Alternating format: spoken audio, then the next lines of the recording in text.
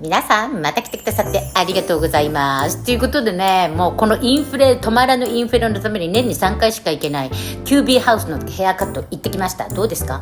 もがさんにしてくださいって言ったんですけど、年も違うし、髪型もこんな風に中反っちゃってるからあんな風にボリューム出ませんって言われたんですけど、もともと無理かもしれませんね。もがちゃん若いもんね。ということで、QB ハウス、私が行ってる QB ハウスはウエストビレッジっていうところにあるんですね。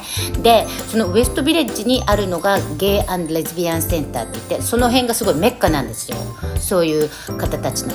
で、今日日曜日には、夜の10時からゲイパレード、今で言うとプライドパレード、LGBTQIA まで行っちゃったので、ゲイパレードからなんと名前を変えて、プライドパレードっていう風に今はなっています。で、そのプライドパレードがあるっていうことですごい盛り上がっていました。で、こう髪を切ってこう歩いていたら、すごい大きいお姉さんに Hello gorgeous とか言われたので、私も喜んで一緒にお姉さんと写真を撮ってみました。こんな感じです。ニューヨークの、クリストファー、こんな感じなんです。ということで、ニューヨークはそんな感じです。今日のゲイパレードでみんな盛り上がるっていう感じです。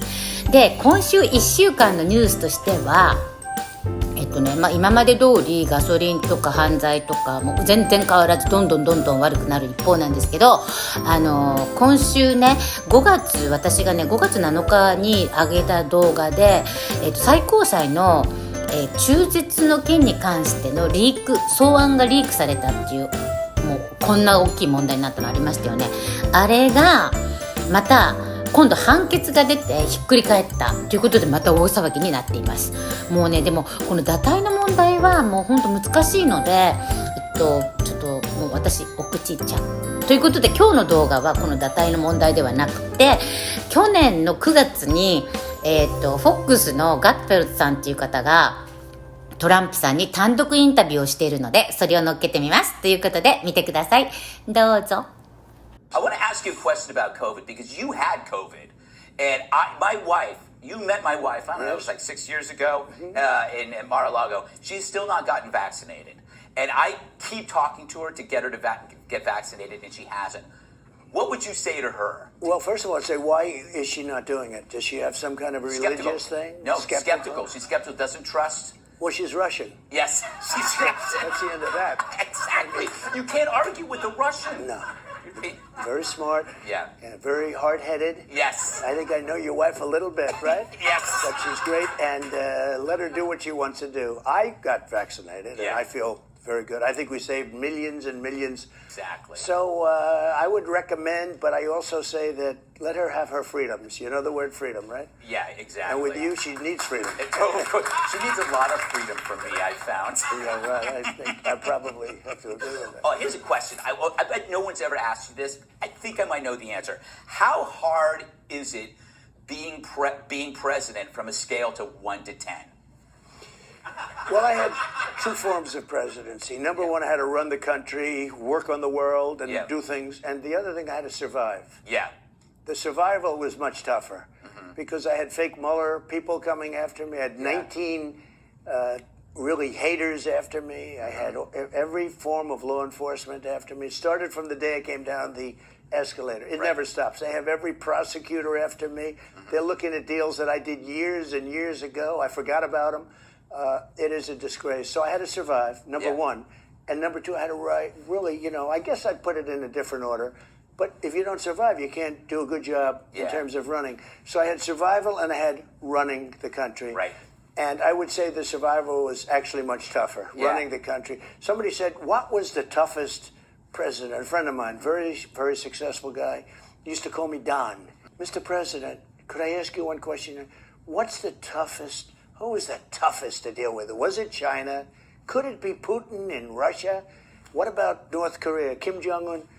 I said, well, the toughest actually was the United States, dealing with these maniacs that we have over here, with Pelosi and Schumer and all of them. That was probably the toughest, far tougher than a lot of world leaders. And isn't that a shame when you think about it? Isn't it a shame? Well, there was an irrational response to you, and I lost friends when I would defend you. But you also gained friends. Yeah, you gained friends. didn't listen to my family members who were voting for you during the time, and I had friends who were voting for you, but I didn't listen. And then when I turned and started listening, then I lost all of my other friends. Did it bother you to see friends that you've had lose these friends because you became president and they didn't like what you were doing, or they became emotionally and irrationally kind of unhinged? Trump delusional. Sure, right. Trump derangement syndrome. They call him a lot of things, but derangement syndrome seems, and there is something like that. Yeah. I mean, it's crazy.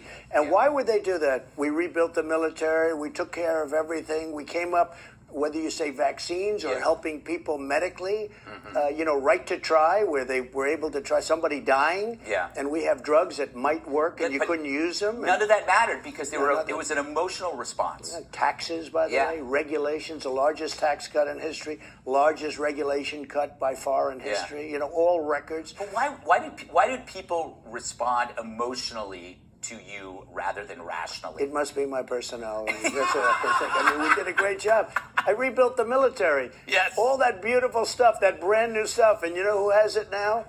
Yeah. Huh? The Taliban. Taliban. I built it for the Taliban. Exactly. It wasn't supposed to happen. Now we see these beautiful, perfect, brand new rifles, and these guys are carrying two. Yes. And they're wearing our uniforms. I know. And they're flying our helicopters. And it's a disgrace. You know what? We might have converted them because it's like Christmas to them. Yeah, well, it is Christmas. It is Christmas. They're still celebrating. Yes. Okay, so I told you about Abdul. So Yeah, he's yeah. tough. And when I first spoke to him by phone, I said, "Nice to speak to you by phone, Abdul." And he goes, "Ah." Our country, the worst decision ever made was going into the quicksand, which is called the Middle East. Right. $2 trillion and millions of lives, because I like to count both sides, okay? Right. Millions of lives, and the place has been obliterated. And it's more dangerous now, if you think about it. I had them in check. I wiped out ISIS. You know who I took out? I took out the leaders, the biggest people, bigger than anybody.